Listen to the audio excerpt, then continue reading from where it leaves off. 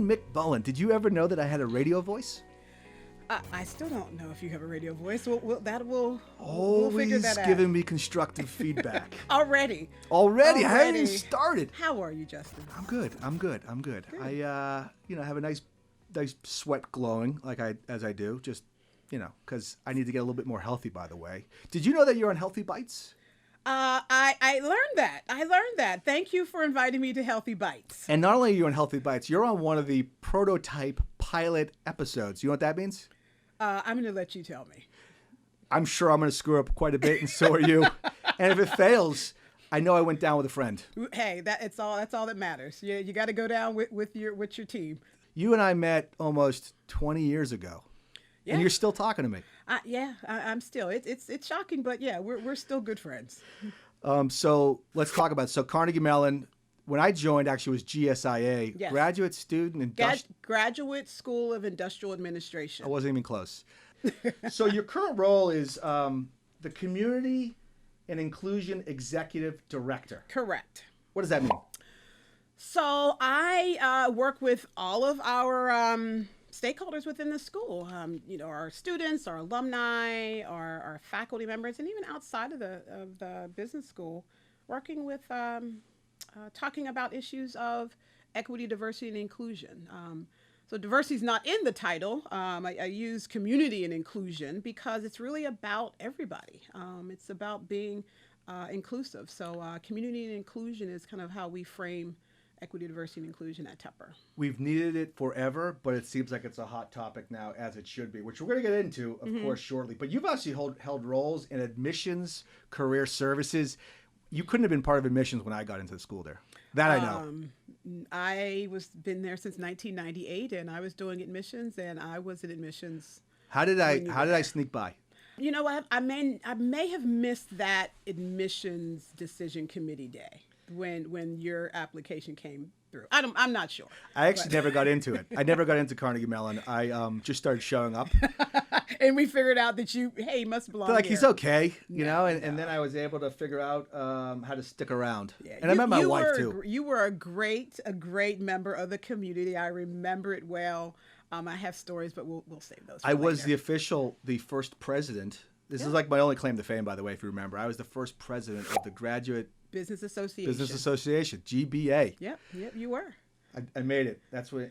Anyways, you set the tone, and it's still going on. It's still going on. It's a very significant part of our MBA community. I think it's now 450 or so students later in leadership roles through the school, learning how to learning diplomacy, learning how to position certain things to do better for the school and the community, so on and so forth. Yeah, just really the GBA, like you said, you and so many others were instrumental in setting that foundation, because prior to that, although our school's quite old, we never had a governing body of students that really assisted the school in kind of how do we begin to partner with students to guide even the direction of where we're going. Okay, so the show is Healthy Bytes. So we're going to talk first about some healthy trends that are going on today. Okay. And then we're also going to pivot back to school. I want to drive into equity, inclusion, the community, and what we can all do better. You are the master in this space. I don't know about We got some good stories about me coming to you. I work Don't be in humble. it. It's passionate. There's so many people that are working in it, but it's my passion. It's something that is really important to me. She's just being humble. She's amazing. All right. I appreciate you. I appreciate you. All right, here we go. Ready? So one of the big healthy trends is live probiotic drinks. Do you know what that means? Is there an exit? Where's the door? No, you're not going anywhere, Colleen. Live what? Live probiotic drink. Okay. It's something about the emission of gas from combusted vegetables or fruits in the earth and dirt. Doesn't matter what the definition is, because Mia is going to help us out with that definition. Okay. Right. Probiotics are live microorganisms that are intended to have health benefits when consumed or applied to the body. They can be found in yogurt and other fermented foods, dietary supplements, and beauty products. So here's the first one. Ready? Lemon and cayenne. All right. Let's grab that one, which is going to be this liquid. Okay, grab it. Here we go. Okay. It actually looks like some water. Don't forget you have water over there. Okay, that's going to be good. So what we're going to do now is the following. we're going to drink this, and we're going to really enjoy it. Are we going to drink it all, or are we just taking a sip? We're going to sip it. We're going to talk through it just a little bit. Oh, so Just we're a little. going to... What are you supposed to put our pinky out? Is that what you do when you're drinking wine or something? We're going to sip and chat. We're going to sip and chat. There's nothing in there. It says live. I don't see anything. Oh, I do see stuff moving around. It's like live bubbles. Let's just not focus on Oh, no that. focus. All right, we won't focus on that. Smell it. Give it a sniff. Okay, so there's going to be, eventually at the end of the show, we're going to rate these things, these juices. Okay. The scale is the following. A 0 or 1 is Mia, and you've met Mia before. Yes. Mia is going to be there is no way I'm ever touching that again. Okay. A 5 is going to be an Evan. Dad, give me that. And he's going to go in the pantry and take more. And then a 10 is Chewy, or we call Mr. Chew the Great Chewbacca. Yep. He's a dog and he eats anything. He would eat my shoelaces. He'll eat it all. So that's a 10. Let's go. Ooh, not as bad as I thought it was going to be. Oh, okay. It's healthier than any soda I'm going to drink. It's healthier than any sugar drink. It's a clean taste. It is a clean taste. They could actually make a It's sparkling. I like it. It's not bad. I like the next one we have immunity. This is an important one. This just looks like a medicine cabinet type thing. Kombucha. Huge healthy trend right now, and turmeric and ginger are in here, which are huge Very like important for your system. digestive, Your immune system. Yep. prevent heart disease, cancer, anti-inflammatory, depression, arthritis, and that is not a commercial for this drink or these type of drinks. I am not a scientist, doctor, or Yeah. medical official. We know that. Why do you know that so? That was way too confident. too quick. I'm sorry. I didn't mean to kind of just How do you know that? throw a dart at How you. did you know? Yeah, that was a dart. I know you have your MBA from the Tepper School of Business. There's a famous commercial, which I won't say who it is, but my father-in-law loves to talk about it, which is there's two MBAs sitting behind a computer, and somebody walks over and says, "Oh, you have your MBA. Let me help you with that." Mm-hmm. So, anyways, that's a knock on us MBA people. Yeah. Can I ask you something though? Yeah. What's going on with those glasses? I'm sorry. I think I'm distracted. I'm listening to you. Know that I'm listening to you. These aren't distracting. These are what they call style. Polka dotted. So Sally Jesse Raphael. I know. I don't know why I liked her show growing up. Are you that old? I mean, I know how old I am, but Sally Jesse? I'm in the early 40s. Early 40s. See that quantifier? You like that quantifier? Yeah, I'm in the mid 50s. Are you really? Yes, I'll be 55 in August. I thought you were low 40s. That's No why I wonder love why you said you're retiring next year. That's Just why kidding. I That's love not a you. joke. That's a joke to Carnegie Mellon University. So Halloween glasses. I do. I like to just kind of keep a little pep in my step, as you know. Be bold and edgy, as somebody once told me. Bold and edgy. All right. That's what we're doing. Bold and edgy. It's Colleen's show. I'm sorry. Always Colleen's show. I'm sorry. All right, here we go. It looks like I was about to say. Don't It looks say like it. that sports drink. Oh, okay. I thought you were going to say something else, but go ahead. Oh yes. Okay. It looks like that sports If drink. you're not drinking enough water, that's what it looks like. Okay. Anybody pick that up? Somebody's like, Oh. oh.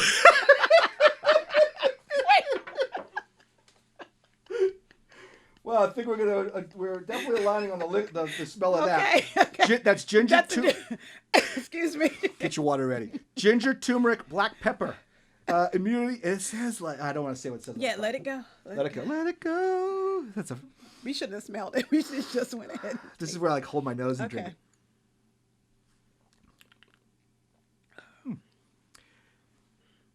It tastes better than it smells, I think. Oh, you look like you're struggling. No. You okay? It's okay. Yeah, it's okay. Get one more sip. I can taste the ginger. You're switching it around like it's a fine wine. Like, I want to taste it. This is the Okay. part of the show that's. okay. So this is what really disturbs me. Anything that looks like this. You like mushrooms? Oh boy. This is full. Oh gosh. Oh my. Mushrooms. Matcha? Vanilla.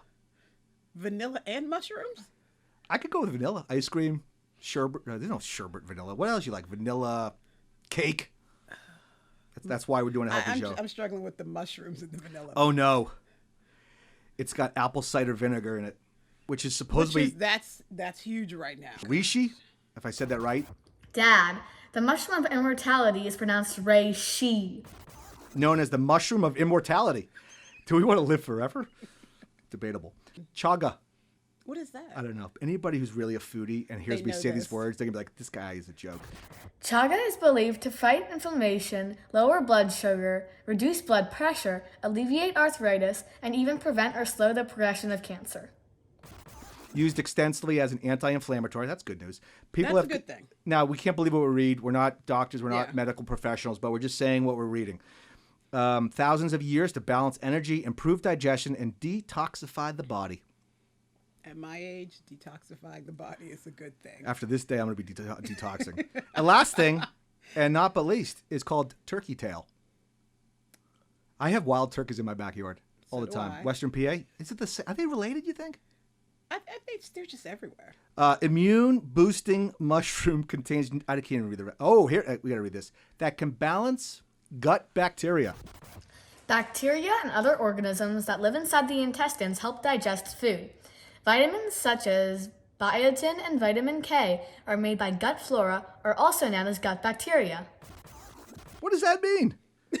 I don't even want to know. Put it down. Let's go. So I read something. Oh, she's ready. All right, let's jump in. Let's just go in. Ooh.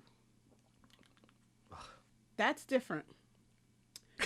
That's different. That's different. Different how? It's got a punch. It's not fruit punch. It's not fruit punch. Oof. It It tastes like toilet water. Some would say why. I took a second sip and Water, take the water. We got water. We got water. And I hadn't cleared the palate from the Wash first it down. one. All right, so now I want to pivot, right? Let's segue into some of the, I would say, more important stuff. Okay. This has been a trying year. And, It has been. And then when people say that to me, I also say, it's been a trying hundreds and hundreds of years for many people, right? Yeah. I think the positive news is that people are starting to get it. At least a larger portion of the population are starting to get it. You're starting to think about it, yeah. Or acknowledge it. Explain yeah. that. You know, I think we have these unfortunate events, such as last summer and, even recently. And, people rally and then, time goes by and then it's kind of like, what happened? And so people, I think, come in really quickly and we focusing on it, but sometimes it wanes. So one of the things we want to do is kind of keep folks' attention to what's going on. And like you said, it's been happening for a long time. It's not just these events. These things have been happening for a long time in Pittsburgh, in Pennsylvania, around the country and around the world. Yeah. I think it's disappointing on many levels, but the optimist in me sees that, and I know you might or others might say, well, we talk about this every time. I really think finally not just corporate America. I feel like corporations around the world are starting to get it too, right? And bring this back to graduate school and teaching our students to be open-minded, unconscious bias. That couldn't be more critical now more than ever. What can universities do better? Yeah. I think we first have to call it out. We have to be honest in what is happening. We can talk about what's happening outside those institutions, but we also have to be very honest and transparent about what's happening within our institutions. And how do we address bias within a lot of different systems and structures that are taking place? If it's recruiting, if it's hiring, if it's just about how we create a culture that's inclusive for everyone. So I think we just have to be honest and open about that before we can kind of put some action to it. I remember barging into your office and with my subtle passion and saying, Colleen, I need help. And I'm sure you said, because I know you so well, said, what now? I would never have said it like but that. But always a big grin, And I remember saying to you, what can a white man like me do better as an executive? I don't know where to start. Where can I get involved in community? Do you remember that conversation? I absolutely remember that. How many other people have come to your office and had that conversation? A couple, but I remember you in particular because you were an alum and you were kind of on the path and you were moving up quickly and you I think what I remember I said to you, we sat down and we talked for some time and had subsequent conversations after that, but you acknowledging that you had a blind spot, I think was one of a big step. And then from there, figuring out okay, so how do I do the work? How do I learn? How do I create a level of cultural competency to be able to, it's about leading people. So I commend you for even saying that, there's something here that I blind spot that I need to fill. But it's really about using your voice. Yeah, it's I you were talking. I was thinking it's the classic. It's becoming a cliche. Comfortable being uncomfortable. Yeah. Everybody's not comfortable with being uncomfortable. No, they shy away from those conversations. No, probably 90% of the public is actually that. Yeah, right? yeah. CEO action, if you remember. Yeah. We brought the bus into town. Oh my God, you invited me down. I invited you down. I'm like, Colleen's got to be here for this. Oh, it was great. I have that picture that I have in my. That picture. See where I point? You know what that means? Oh, okay. That means the picture's going to show up right here when we put this together. That's one of my favorite pictures. And it's like me and you. I'm kind of like that. I forget. It was a selfie?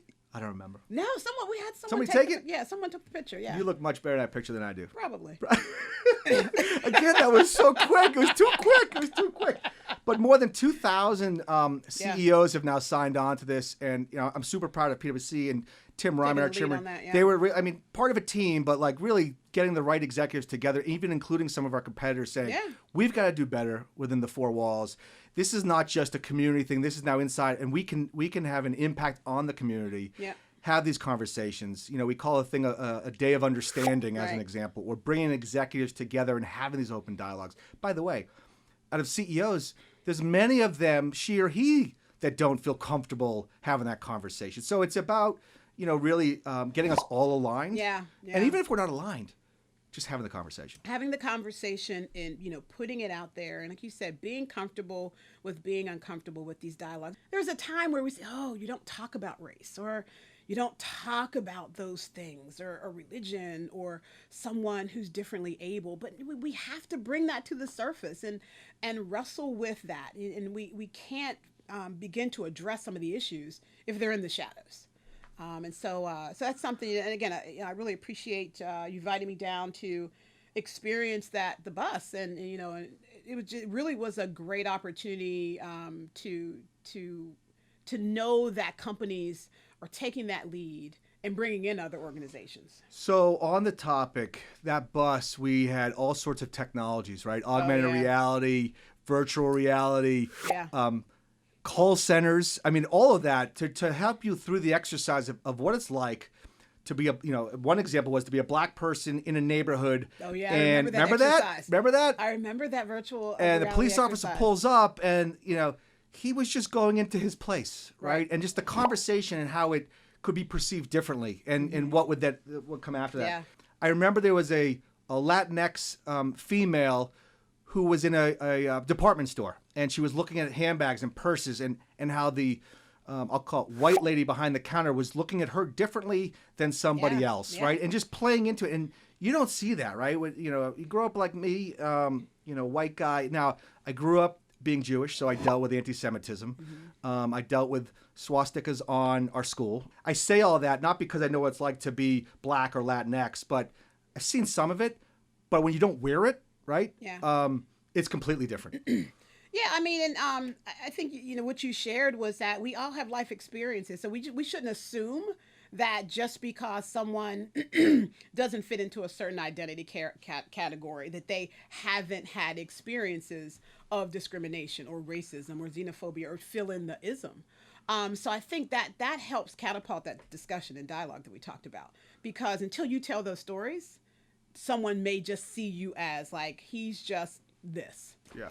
Or she's just that, or that's what their experience has been. So yeah, we've all had life journeys, and we have to be mindful that all of us we all have a story, and we need to acknowledge that we have to tamp this down, no matter what that ism is, collectively. How has technology helped or not helped the past year of events, the social unrest? Now I'm kind of leading down a path by the words I'm using, of course. How is it? I'm going to stop talking. Yeah. Technology. I think it cuts both ways. So I think technology plays a really important role in connecting people. But I think it really does help very quickly to mobilize people around the central focus. And if you think about the events of last summer, we were able to reach out very quickly and connect with people from around the world about what was needed to take place, how, different movements were being, received, and how other people can, kind of just replicate that. It was able to move very quickly because of technology.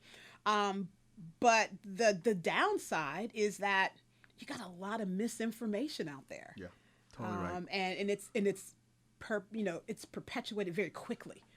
And how do you tamp that down? So, it cuts both ways. Yeah, no, I think well said. Carnegie Mellon and the business school, I thought, did a tremendous job of using technology to get more education out there. Yeah, the platforms, yeah. Yeah. Mm-hmm. Give us the 20 seconds on that, and we'll make sure we put the links at the end of the episode, too. So our communications team is just really brought the right folks. We all came around the table and said, we have a moment here. Yeah. And I was getting tons and tons of text messages and emails like, what do I do? What should I read? I mean, I don't know. I feel like I need to do something. And was there ever a moment where you're like, where have you been? Oh, absolutely. But you kind of take the high road and just say, all right, they're getting it now, opportunity to help. I'm going to be very transparent. There was a moment where I just was like, I'm stepping back, because I can't be the teacher of everyone. Yeah, especially when your own personal emotions going through it all. Yeah, I had to protect my peace because it was a lot going on. But I also recognize that it's an opportunity to educate.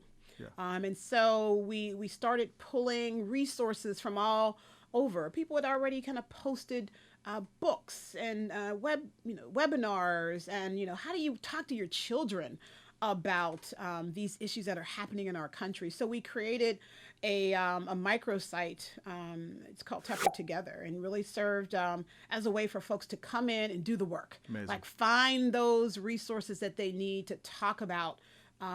Particularly we're focused on racism and, and being an anti-racist and how one could begin to move in that journey of understanding. I think the school, you have done a wonderful job bringing Tepper together, no pun intended. So thank you for all that you've done on that front. All right, with no real cool segue from such an important topic, now we're going to have super fun. With superfoods, we're going to rate what we had earlier. Okay. This was, ready? Drum Yes. roll. This was the sparkling probiotic, lemon and cayenne. Give it a sniff. Oh, I still don't like the smell of it. It smells like cleaning the fluid. It's not that bad. Okay. So remember, we got Mia. Mia's a 1. Like, no way. I'm not touching that. Fives in Evan. Like, oh, give me more. And then of course, Mr. Chu is like, I'm taking it all. This is gonna be like a 7 for me. Oh. Because it's clean. I think it's a clean taste. It's not bad. Oh. I like that. Jennifer, is that my number is gonna be a You said it tasted like linen cleaning. It's a 1.8 for me. Really? Yeah, it's just not. And we've done a number of Healthy Bite episodes, and I gotta tell you, I think this might be this is in the category of the mushroom dirt jerky I had one afternoon. Okay. Oh, wow. Here we go. This looks like some lemonade. Oh, I'm not into the drink thing. All right, Colleen, drum roll.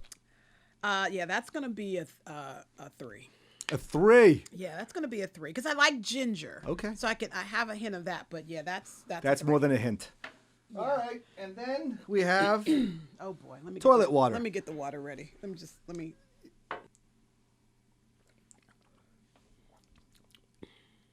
You want me to go first? I just sipped it. I took a sip. I'm good. I actually like this better than the other two. What? So it's interesting. I spoke to one of my favorite, former colleagues, good friends of mine, Bob McCutcheon, on another episode. He and I were opposite on everything, which is typical because our styles are pretty opposite too. You and I are starting to look that way too. Yeah. Which may be why we've gotten along so well for 20 plus years. That may be the formula. All right, what's your rating on this one? That's gonna be a 1. Oh, she's joining forces with the great Mia. I am so with Mia on this one. This is a 1. I'm gonna give it a 7. That's going to be my most shocking rating of all the episodes to date. I really like it. You called it toilet water, and you gave it a 7. I know I said it looks like toilet water as I spit. But the taste. But the taste is great. I mean, think about it. People, I don't want to go there. This right here is a perfect example of diversity. We have, there's some commonalities, but there's some things that we just have a disconnect on, and it's okay. I don't think we have a disconnect on many things. Just toilet water and taste of cleaning solutions. So we shouldn't start a cleaning business together. That would not be a match. That would not work. I don't think I like everything that looks like I like it. See, I'm not, one of the things that, smelling something is very different than, What I thought we should deliver. These are perfect. Uh-huh. You like them? You can't take them home. I'm not. But I thought that we wrap up the show. Those match your shirt beautifully. Yeah, there you go. Swing it. I need to get you another band. I got blue bands too. To see, we could get you a match. Look at. Oh my gosh, brilliant. What's the prescription strength on these? It's not strong, is it? For you, it is. I've got in contacts. Oh, you're like. So, are you seeing me like right in front of your face right now? A big version of bigger version? No, you're a little. Beth's calling. Hey, Beth. Hold on. Hey, Beth. You're on the podcast, Healthy Bytes, with myself and Colleen. Colleen. Hey, Beth. Hello. How are you? Colleen is wearing my blue glasses because she made fun of the orange glasses that you love. You love those orange glasses, right? I don't recall. All right, I'll call you back in 2 minutes. We're going to be wrapping up. I'll call you right back. Okay. Bye. That's how I brought Beth here with us. So the blue glasses. All right, this is the part of the segment where we talk about rejections. Okay. When I think of social, I've been on social where people literally, I had a rejection letter from PwC. Fast forward, I kept it, me, because I just don't forget. Right. I don't forget anything that anybody ever said no to, including my wife, who said no to me for like a year, and you knew that, and you watched that play out too. Watched that play out. But someone like you, who's so super accomplished in everything that you do, you must have been rejected before in your life. The one I'd probably share was when I graduated from college. I was super confident. What college? West Virginia University. WVU. WVU, yes. Fine institution. It's very near and dear to my heart. And I remember saying, I'm going out there. I'm going to change the world. I had my briefcase with my initials on it, old school. What were your initials? CMM, Colleen Michelle McMullen. And I just knew I was just going to I've been doing so many great things. I've got these great letters of recommendation, and I was interviewing everywhere. And everyone was like, no, no. And I had, I'd worked for my work study job, I was working in student affairs, and it was great. I was working in multicultural affairs. You were meant for universities. This is part of the story. So, but that's not what the jobs that I was looking for, because I had, I was going out. I was going to be that woman who took over the business world. It was going to be that executive. And I kept getting dinged. And I remember my mentor at the time, who was my boss in student affairs, he kind of gave me the space to say, I'm giving you the flexibility to go out, interview, but you have a job here in case you still got bills to pay. And I kept getting dings. And he finally said, did you ever think that those dings were just a message saying that you shouldn't be going in that direction? And I stopped, because I never thought that higher education, although I was doing that work as a student, never thought that was what my path was going to be. But that was kind of the pivotal point, where all those rejections actually provided me the impetus that I needed to go and start thinking about higher education as a career path. Was not part of the plan. And I've been in higher now for over 30 years. I would say that I've had a number of these rejection story conversations. That's one of the rejection stories conversations that I'm excited that you were rejected the way it happened, right? Or I would never have met you, not to get a little kind of mushy here. So I'm excited that you were rejected. How about that? Yeah, I mean, it was a lot of rejection too. And I was like, something's wrong with me. I've got this skill set. But yeah, my mentor was like, yeah, you got the skill set, but you've also have a passion. I had the skills to also impact students and engage students and higher education. Do you think if you had those glasses on, you would have been rejected? By the way, note, she's still wearing the glasses 8 minutes later. Probably, you know, if I would have had this level of style back then, I probably would not have been rejected. I'm happy to be sitting next to Colleen McMullen. I love you. Thank you, know Justin. that. You know I love you as well. We have known each other, and I'm looking forward to our next 20 years of conversations. After 20 years? Okay. 20 years. I'm 55. 57. Oh, you're okay. going. Trust me, you're going All to right. 120. Thanks. Maybe if I drink that, I'll make it. Oh, plug for the healthy drinks and the healthy bites. And remember, what's our final thing? If you're looking for a bite, grab a healthy bite. Make sure it's healthy. Make sure it's healthy. Thanks, everybody.